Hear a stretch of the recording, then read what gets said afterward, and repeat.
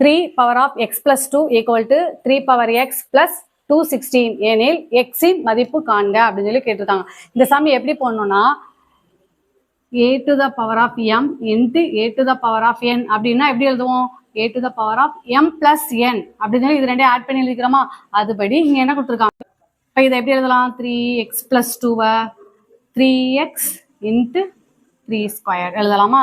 அப்ப 3x into 3 squared equal to 3 to the power of x plus 216. இப்போ 3x இந்த பக்கம் கொண்டு வரலாம். 3x into minus 3x இந்த பக்கம் வரும்போதுல பிளஸ்ஸா இருக்கா, இந்த பக்கம் வரும்போதுல மைனஸ் ஆகுமா? அதனால அப்படியே போட்டிருக்கோம். அப்ப நம்ம 3x ரெண்டு இருக்கா, அப்ப காமனா இருக்கா, அப்ப 3x வெளியே எடுக்கலாம். 3x வெளியே எடுத்துட்டீங்கன்னா இந்த இடத்துல 3x வெளியே இருந்துச்சு, அப்ப இங்க என்ன இருக்கும்? 3 ஸ்கொயர்டு. இங்க 3x வெளியே எடுத்தா இங்க என்ன இருக்கும்? 1 இருக்கும். 216.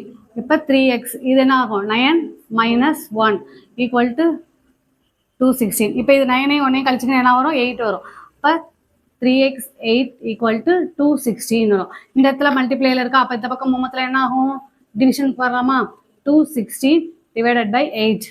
அப்போ 3x equal to இப்போ இதை கட் பண்ணிங்கன்னா என்ன வரும்? 27 into 8 equal to 216. அப்போ 27. இப்போ கீழே இங்கே 3 இருக்கா, அப்போ இதையும் நம்ம 3 அடிமானம் வர்ற மாதிரி கொண்டு வரணும். என்ன பண்ணலாம்? 27 3 போடும்போது எல்லாம் வரும் 9 3 3.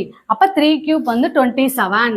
அப்போ 3x equal to 3 to the power of 3. அப்போ கீழே 2 3 3 இருக்கும் போதுல மேலே இருக்கிறது வந்து அடிமான சமமா இருந்துச்சு அப்படின்னா மேல இருக்கிற பவரும் சமம்.